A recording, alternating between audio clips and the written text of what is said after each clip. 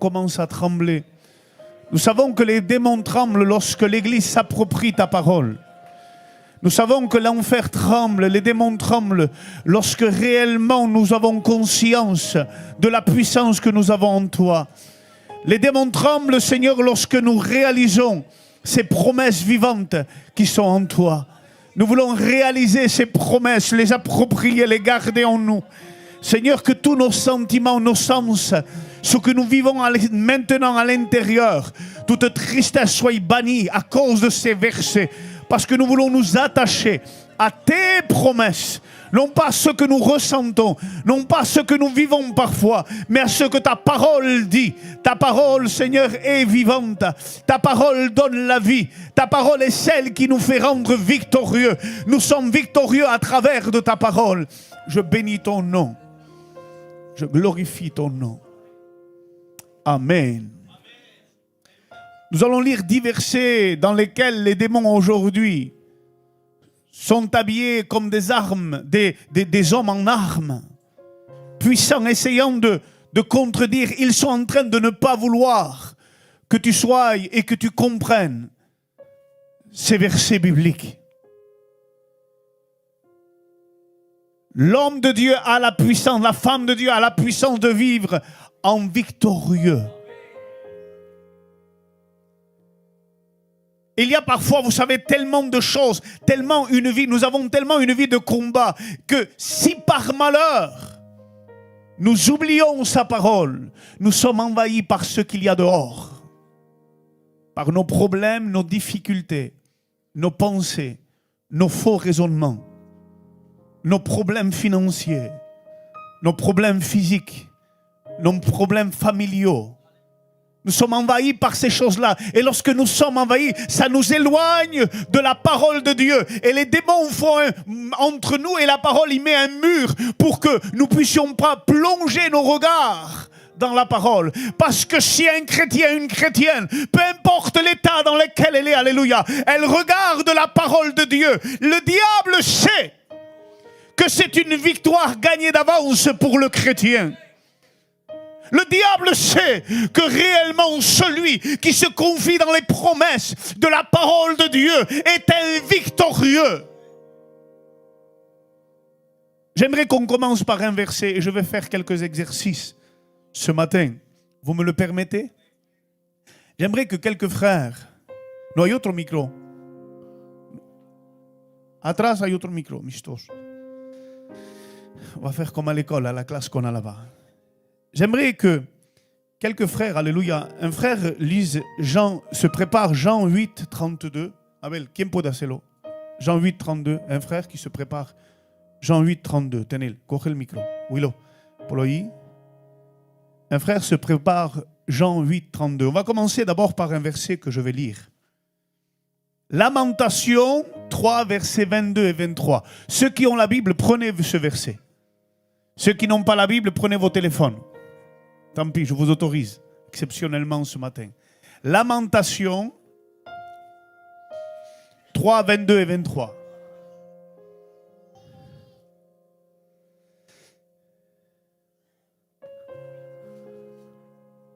Je ne sais pas si vous êtes prêts à recevoir les promesses de Dieu. Combien sont prêts à recevoir les promesses de Dieu? Je voudrais que tu fasses quelque chose. Lève ta main droite maintenant devant Dieu. Et dis, Seigneur, je suis prêt à recevoir tes promesses. Peu importe le temps, le moment que je vis, la difficulté que je vis, je suis prêt à recevoir tes promesses. Lamentation 3, versets 22 et 23. Lorsque je m'imagine les puissances des ténèbres, Satan lui-même en train de trembler, en train de se mettre les doigts dans les oreilles s'il en a. Regardez ce que la parole de Dieu est en train de dire ce matin.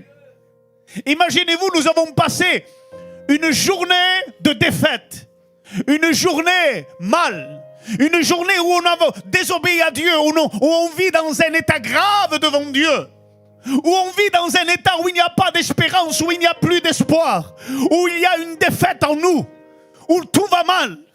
Nous avons vécu une journée qui ne va pas. Une journée, je ne parle pas d'une année ou d'un mois. Je parle d'une journée où tout va mal.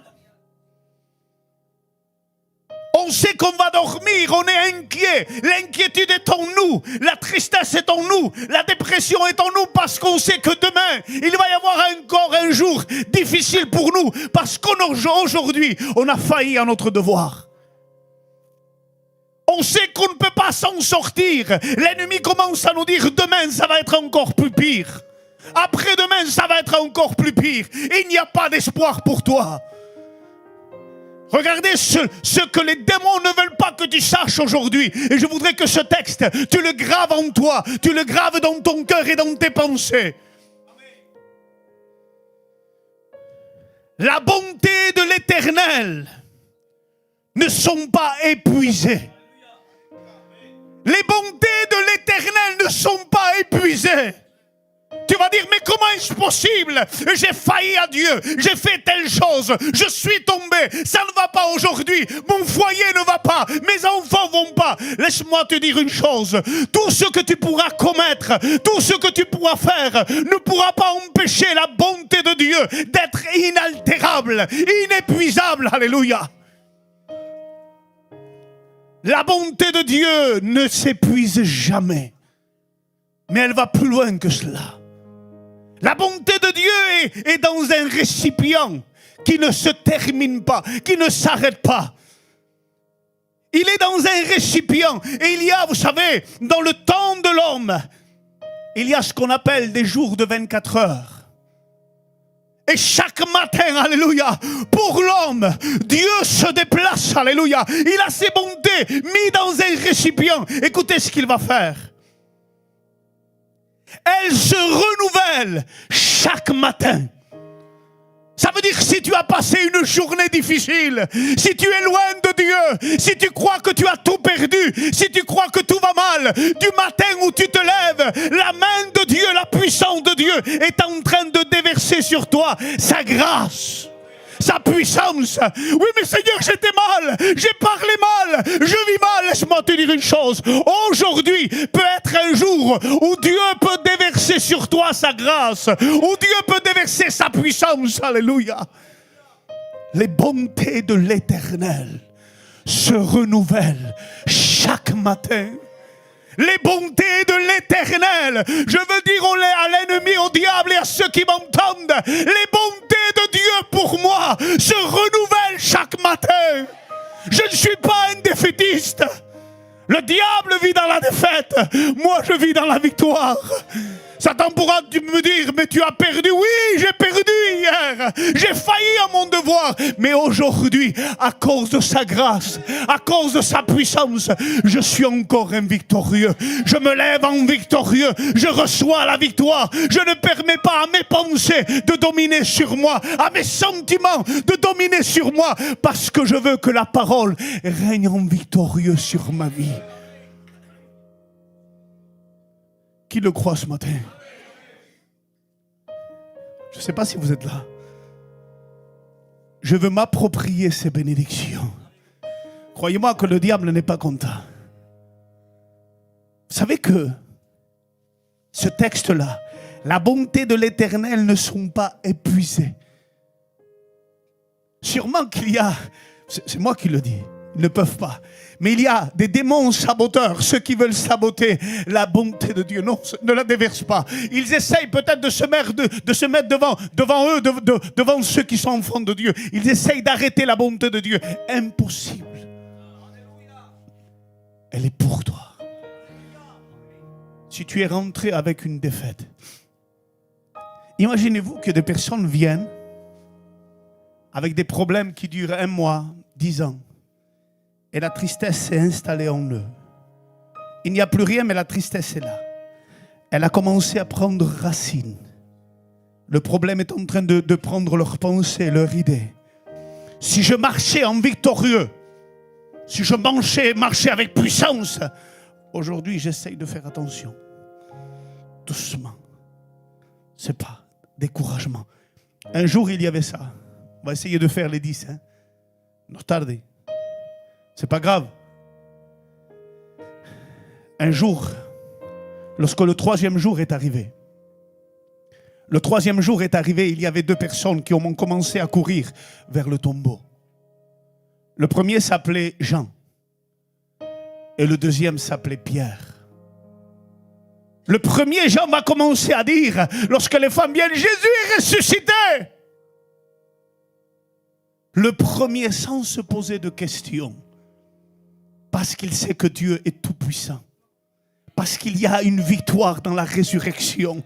Alléluia. Il commence à courir, nous dit la Bible. Vous lirez le texte. Et Pierre nous dit qu'il marche. Pierre, où est ton zèle, ta puissance, ton autorité? Jean, lui, ne se pose pas de questions. Mais Jean, tu es un juif, toi. Fais attention, tu n'as pas le droit de rentrer dans le tombeau lorsqu'il y a un cadavre. Tu n'as pas le droit, c'est la loi. Je m'en fous. Si mon Christ est ressuscité, je m'en fous des traditions, je m'en fous de ce qui s'est passé hier, je m'en fous de la mort d'hier, je m'en fous de tout ce qu'il y a hier. Je veux vivre la résurrection aujourd'hui. Je veux vivre la bénédiction aujourd'hui. Si j'ai pleuré hier, aujourd'hui, je veux proclamer la bénédiction.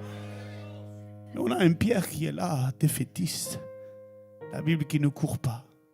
Lui qui, devant les hommes, avait coupé l'oreille de quelqu'un, lui qui était... Ça nous arrive d'être des pierres, victorieux. Et au moment de la résurrection, lorsqu'on lui dit la chose la plus importante, Christ est ressuscité, il marche. Doucement. Vous savez que, scientifiquement, corporellement, si vous allez vers un docteur, l'angoisse, la dépression et le mal-être affaiblit quelqu'un. Est-ce que vous le savez? Est-ce que vous le savez? Même sa réaction intellectuelle, il n'a plus la force de parler. Il met du temps à parler. Il met du temps à marcher. Pourquoi? Parce que son corps entier est pris par la dépression. Et il nous dit qu'à ce moment-là, Pierre était dans le stress. Scientifiquement, Pierre était dans un stress total. Et au lieu de courir, il marchait. Il dit comment? Qu'est-ce qu'ils disent encore? Qu'est-ce qu'il y a? Mais lorsqu'il arrive devant le tombeau, il s'arrête à une certaine distance. Laissez-moi vous dire une chose. Rentre et participe à la résurrection. Rentre et participe à la résurrection. Le premier texte est celui-ci. La bonté de l'Éternel n'est pas épuisée. J'aimerais te dire ceci, si tu crois que les bénédictions de Dieu pour toi sont épuisées, le diable t'a trompé. Prends ce texte, grave-le. Les bontés de l'Éternel ne sont pas épuisées. Les bontés de l'Éternel ne sont pas épuisées. Elles se renouvellent pour moi. Dis-le avec moi, pour moi. Chaque matin. Il y a un texte qui nous parle de ceci. Qual è che potete leermelo? Celui qui l'a pris, Jean 8, 32. C'est le texte qui va avec. ¿Hay uno que la cogió? Willow, léelo si lo tienes. Jean 8, 32. Tu la lis et tu le diras. Vous connaîtrez la vérité et la vérité vous affranchira. Amen. La bonté de l'Éternel se renouvelle chaque matin. Seigneur, qu'est-ce que je fais? J'écoute la fausseté de l'ennemi, j'écoute la fausseté de mes sentiments, ou j'écoute la vérité qui est en Christ. J'aimerais vous dire une chose, ta victoire ne dépend pas de ce que tu vois ou ce que tu ressens. Ta victoire à toi, elle dépend de celui que tu connais. Celui que tu connais s'appelle la vérité. Et si tu le connais intimement, il va te révéler des choses que ton corps, ton être, tes pensées, ta raison ne peuvent pas savoir. Seul lui peut te révéler la véritable vérité. Vous connaîtrez la vérité et la vérité vous affranchira. Si maintenant tu veux vivre une vie de victoire sans connaître Jésus, tu as perdu d'avance. Tu es déjà détruit. Le deuxième point, c'est Éphésiens 6, 17 pour ceux qui ont la Bible. Est-ce qu'on va graver cela dans mon cœur? Éphésiens 6, 17, il nous dit ceci, écoutez bien. Pour ceux qui ont la Bible, Éphésiens 6, 17.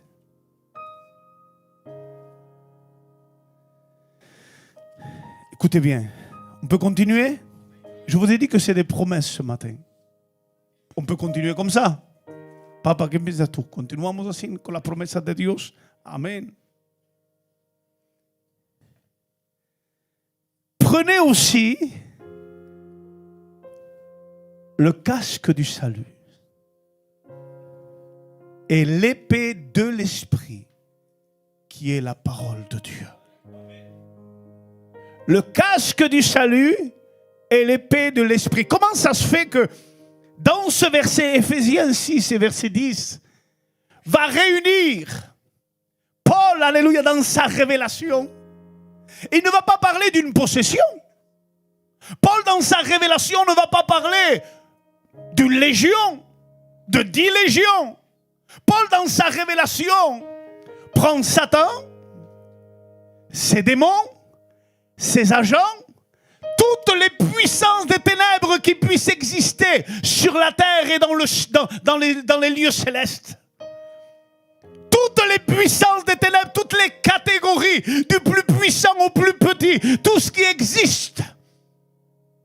Et il dit une chose: tu es dans la capacité de leur résister. Non, vous n'êtes pas là. On dirait que vous n'êtes pas là. Je ne vous parle pas d'un homme. Je vous parle de toutes les puissances des ténèbres réunies dans le même lieu, avec Satan à sa tête, contre l'un de vous, le plus petit. Si vous obéissez à la parole de Dieu telle qu'elle est écrite. Oh, le diable doit trembler quand je dis ça.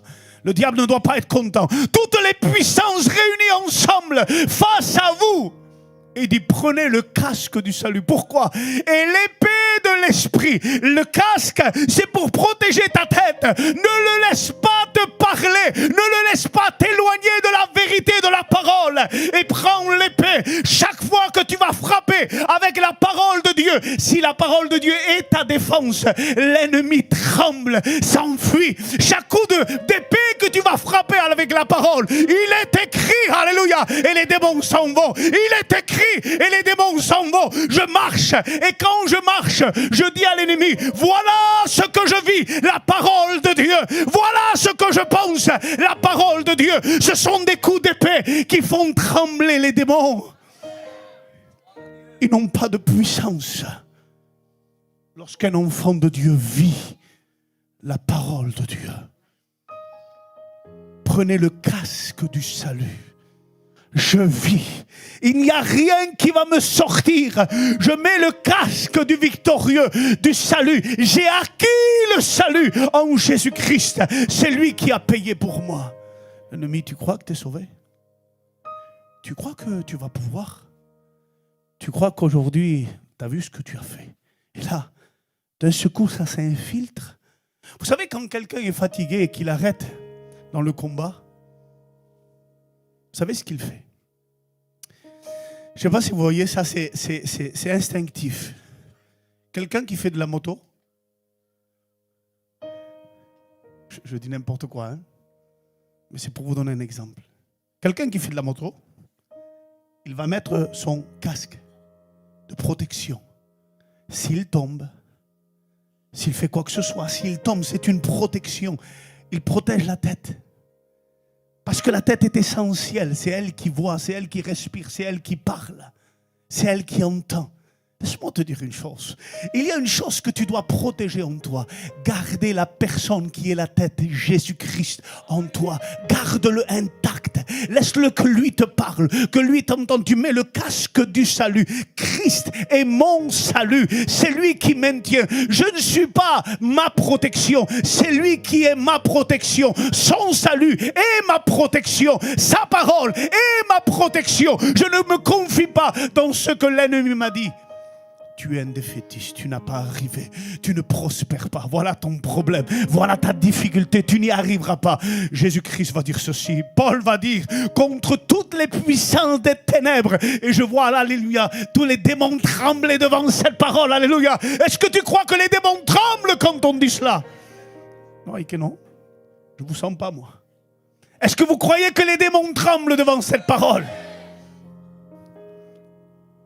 Il dit, prenez le casque du salut et l'épée de l'esprit. Je protège ma tête, alléluia. Il est mon refuge, il est ma tête, alléluia. Et je frappe, non pas avec mon poing, non pas avec ma raison, non pas avec mes sentiments, mais avec l'épée de l'esprit. Qu'est-ce que ça veut dire? Attends, fils, tu as oublié quelque chose. L'épée de l'esprit. Je prends le casque. C'est celui qui me maintient. Mais dans ma main, alléluia, je prends l'épée qui ne m'appartient même pas. Il appartient à l'esprit qu'il y a en moi. Si Jésus est ton salut, si le Saint-Esprit te conduit, sa parole devient une victoire en toi. Alléluia. Est-ce que tu veux être un victorieux?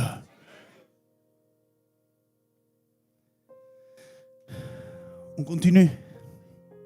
Je voudrais lire pour continuer celui-ci. Tant pis si on met longtemps. Hein? Philippiens 4,13. Pour ceux qui ont la Bible, Philippiens 4,13. Oh, quelle victoire il y a. Ceux qui ont la Bible, amen.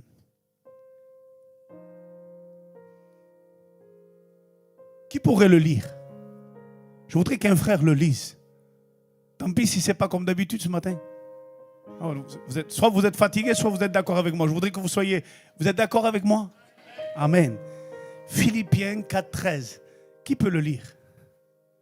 Allez, Tasselos, vas-y, lis-le, prends le micro. Je puis tout par celui qui me fortifie. Amen. Je puis tout par celui qui me fortifie. Oh, comment le diable dit, n'écoutez pas cela, s'il vous plaît, l'église de Couzex. Si vous entendez ça, vous allez vous confier en Dieu. Vous n'allez plus vous confier dans vos faiblesses, dans vos pensées, dans ce que vous pensez. Mais vous allez vous tourner vers Dieu. Parce que si lui est en vous, vous devenez des victorieux. Je puis tout par celui qui me fortifie. Pourquoi?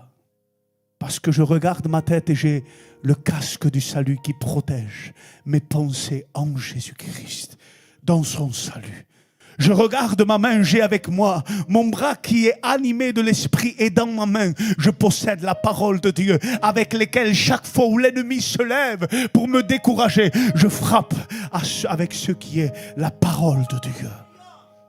Alléluia. On continue? Psaume 91. Ça, ce sont des promesses que nous devons lire chaque matin, chaque jour de notre vie. Peut-être que vous ne vous attendiez pas à ça ce matin. Psaume 91. Qui peut me le lire? Il est facile à lire pourtant. Je pense qu'on peut même le réciter.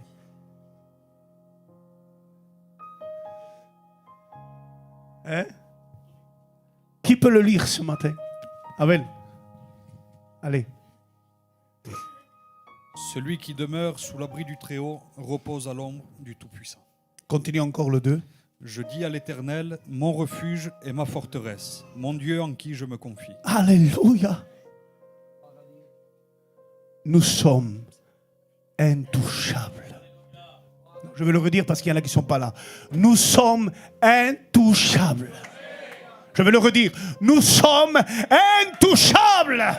Dites-le avec moi. Nous sommes intouchables. Le diable n'a aucune prise sur nous. Aucune. À une condition. Si nous demeurons sous l'abri du Très-Haut. Je sors de la limite. Je suis brûlé instantanément. Je deviens de la cendre. Tellement l'ennemi a de la haine contre moi. Mais lorsque je suis là, tout faible, tout petit, je suis un enfant qui ne sait pas me défendre. Et d'un seul coup, la main de Dieu commence à venir. Il ne prend pas de pierre, il devient lui des rochers. Et il commence à les placer autour de moi. Il commence à placer. Laissez-moi vous dire une chose. Dieu va dire, si vous êtes dans ma main, qui vous ravira? Croyez-vous qu'il y ait quelqu'un ou quelque chose qui soit plus puissant que Dieu? Est-ce que vous croyez? La Bible dit ceci, écoutez bien.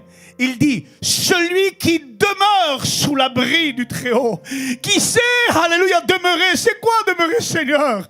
Je suis faible, je suis inconscient. Seigneur, je n'y arrive pas. Seigneur, je ne sais pas comment faire. Seigneur, Et Dieu te dit, rentre dans mon refuge. Et lorsque tu rentres dans ton refuge, à l'intérieur, ça ne changera pas. Pourquoi? J'aurai toujours les mêmes pensées. Tu es quelqu'un de faible, tu n'arrives à rien, tu ne pourras rien. C'est vrai, Seigneur. Mais la différence, c'est celle-ci. C'est lorsque je suis dehors, je suis vulnérable. Mais parce que je suis à l'intérieur, j'ai une protection. Je peux même me moquer de l'ennemi en train de le dire. Je suis intouchable. Pour me toucher à moi, il va falloir que tu franchisses la muraille qui s'appelle Dieu, la protection qui s'appelle Dieu, l'amour qui s'appelle Dieu, la vérité qui s'appelle Dieu, la puissance qui s'appelle Dieu. Je suis intouchable, alléluia, à cause de Dieu. Je suis, alléluia, à l'intérieur. Celui qui demeure sous l'abri du Très-Haut repose. Oh, alléluia! La victoire de l'enfant de Dieu. Dieu procure en nous le repos de l'âme. L'extérieur tremble, l'extérieur a peur. Le matin, je me lève. Parfois, il y a des demandes que je me fais. Comment je vais faire aujourd'hui? Comment je vais faire? Mais l'intérieur, l'âme, nous répond et nous dit, reste calme. Pourquoi? Parce que tu demeures en Dieu. Dieu est ton protecteur. Dieu est ton victorieux. Alléluia! Combien veulent que Dieu soit leur victorieux ce matin?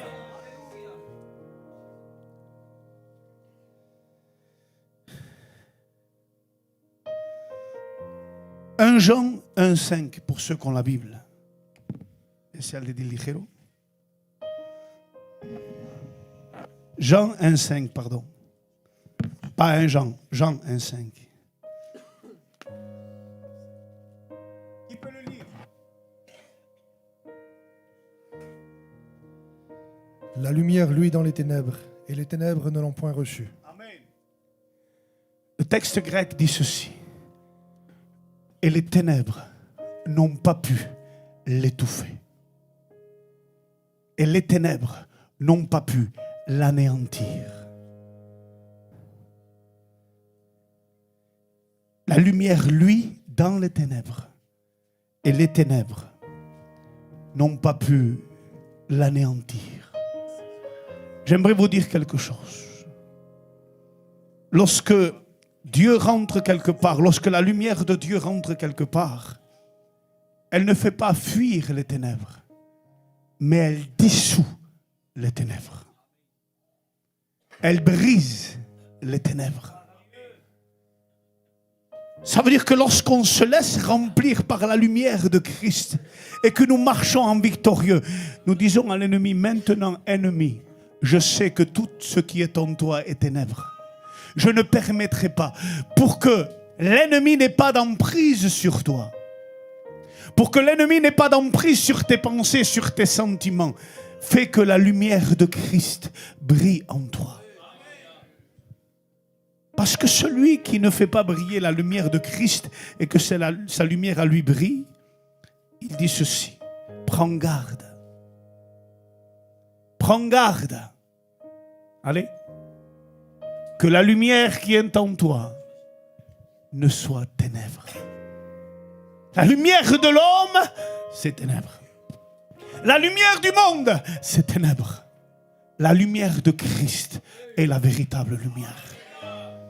Faire briller Christ dans notre vie, c'est bannir les ténèbres. Faire briller Christ dans notre vie, c'est être un victorieux. J'aimerais te dire quelque chose, j'aimerais que tu gardes ces promesses. Philippiens de 9 à 11, pour ceux qui ont la Bible, je voudrais que quelqu'un le lise. Est-ce qu'on est bien ce matin?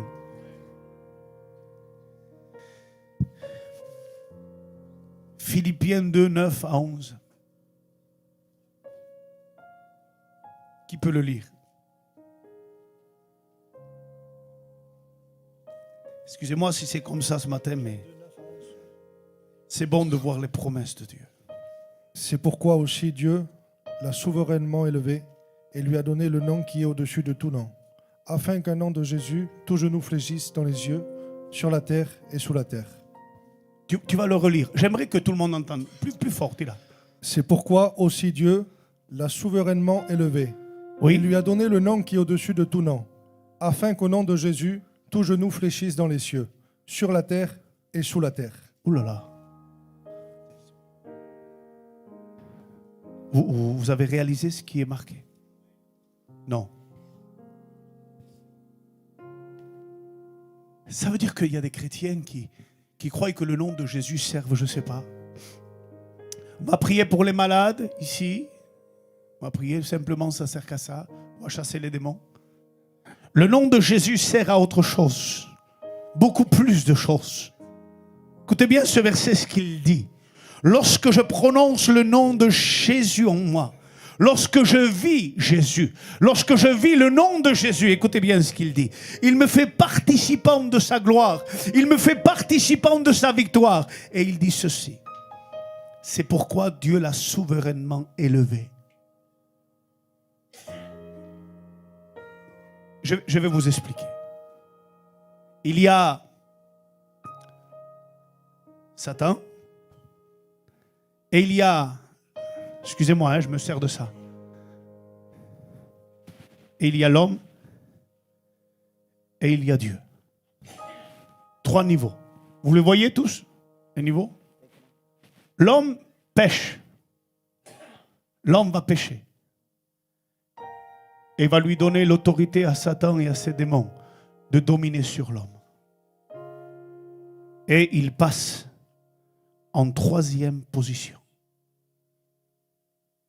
Satan rampe sur la poussière, mais la poussière, c'est nous. Il domine. Christ va faire quelque chose. Il va descendre au plus bas. Il va prendre le corps d'un homme, sa misère. Il va prendre son péché. Il va descendre jusqu'au plus bas, à l'égal de l'homme. L'homme qui est... Satan est au-dessus.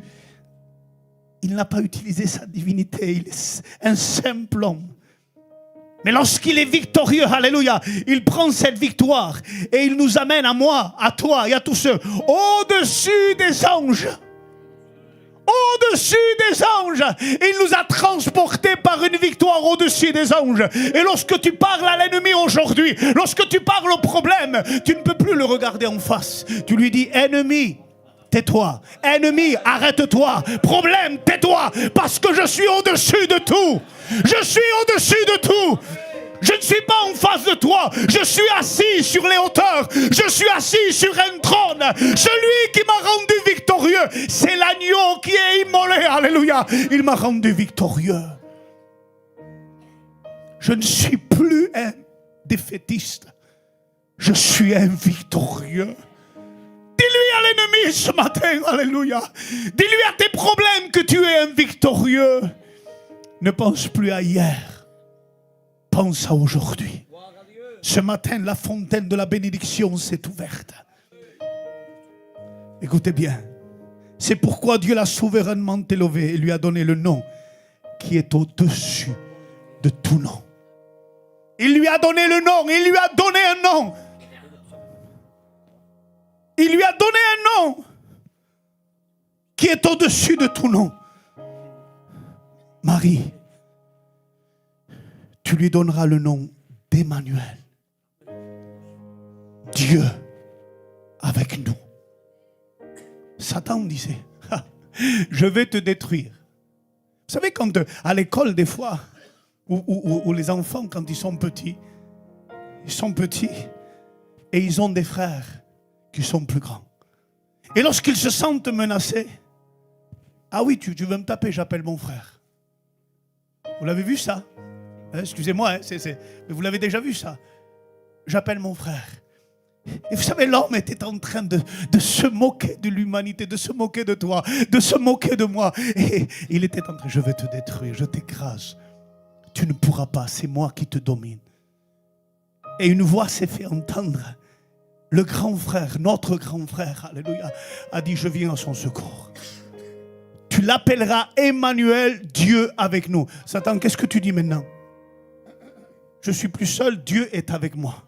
Je n'ai pas Goldorak, Superman, Bioman, tout ce que vous dites. Non, non, non, je ne suis pas un super-héros. Je n'ai pas Superman. Non, non, j'ai le Dieu créateur de l'univers. Celui qui a créé toutes choses, qui vit avec moi, qui marche avec moi, qui est avec moi. Alléluia. C'est mon grand frère. Et l'ennemi, lorsqu'il le voit, il abaisse la tête, il abaisse les yeux, il commence à courir. Il dit, c'est pas la peine, pourquoi? Tu sais, le petit qu'on faisait souffrir là-bas, celui qu'on dominait, celui qu'on faisait payer l'offrande, celui qu'on traînait devant tous, celui qu'on se moquait de lui, tu ne sais pas. Il a appelé son grand frère qui s'appelle Jésus-Christ. On ne peut plus rien contre lui. C'est lui maintenant qui nous demande des comptes. Et lorsqu'il passe, on doit baisser la tête. Lorsqu'il passe, on doit s'humilier. Pourquoi? Parce que Jésus est avec lui. Alléluia. Jésus est avec lui. Tu n'es pas seul. Remets ton casque ce matin. Remets ton casque, tu l'as oublié. Jésus est avec toi. On continue encore un peu. Jacques 4 et verset 7. Jacques 4 et verset 7. Qui peut le lire ce matin? Jacques, Santiago. Jacques 4 et verset 7. Oh, alléluia. Est-ce qu'on est des victorieux ce matin? Soumettez-vous donc à Dieu, résistez au diable et il fuira loin de vous. Approchez-vous de Bon. Dieu. Está bien. Soumettez-vous donc à Dieu, résistez au diable et il fuira loin de vous. Premier texte, il nous dit qu'il nous a souverainement élevés avec lui. Et après, lorsque le diable parfois nous voit seuls, parce que parfois il nous voit seuls, hein? Il nous voit seuls en train de combattre, il nous voit seuls en train de... Et il ose s'approcher. Il ose s'approcher. Il a été vaincu déjà.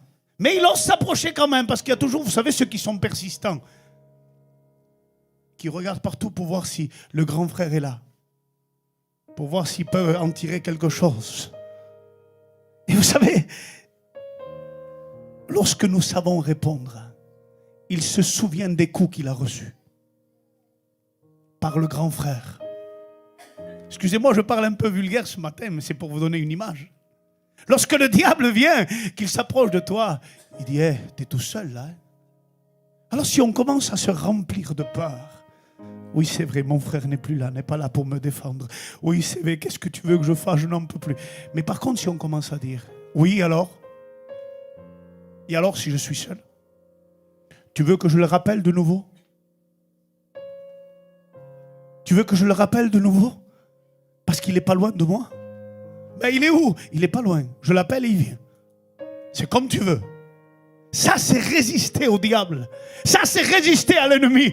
Ça veut dire ceci. Résister au diable et se soumettre à Dieu. Ça veut dire que pour avoir l'équilibre de l'évangile, si je résiste au diable, mais que je ne me soumets pas à Dieu, tu es un perdant.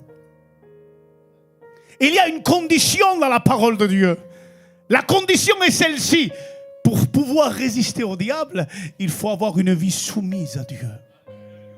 Parce que je ne peux pas être résistant devant le diable. Imaginez-vous demain, j'ai un problème avec quelqu'un, un litige. Un litige avec mon frère. Excusez-moi, je prends souvent l'exemple pour qu'on puisse comprendre. J'ai mal parlé à mon frère. J'ai maltraité mon frère. Je ne lui parle plus depuis X temps. Je lui ai pris de l'argent. Je suis en mauvais terme avec lui. Et imaginez-vous, on vient me parler mal, on vient m'attaquer. Est-ce que vous croyez que la première personne, c'est à lui que je vais penser? Dites-moi. Non, vous ne me répondez. Est-ce que c'est à lui que je vais penser? Parce que dès le moment, si peut-être je vais avoir, ça va m'effleurer la pensée. Mon frère, ah oui mais non, je peux pas. Je peux pas l'appeler. Pourquoi? Je suis en litige avec lui. Ça va pas. je ne peux pas l'appeler pour qu'il vienne me défendre.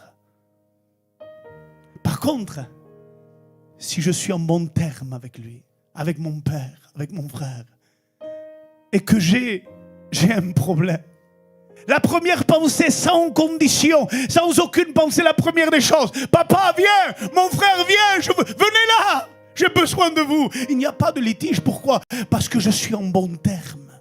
Il y a des chrétiens qui ne sont pas en bon terme avec Dieu. Leur vie vivent dans le dérèglement, leur vie vivent dans le péché. Seigneur, viens m'aider. Réconcilie-toi d'abord. Seigneur, viens m'aider. Commence à demander pardon. L'aide, ne t'inquiète pas, elle va venir après, mais d'abord il faut t'humilier. Soumettez-vous donc à Dieu et ensuite vous pourrez résister au diable. Parce que lorsqu'on sait s'humilier, lorsqu'on sait demander pardon, lorsqu'on sait se réconcilier, alléluia, on a l'assurance que notre papa, notre père, alléluia, notre frère est avec nous, il marche avec nous, alléluia. Est-ce qu'on le croit ce matin? J'essaye de passer vite, Laura passa muy ligero. Vous voulez encore un verset de victoire?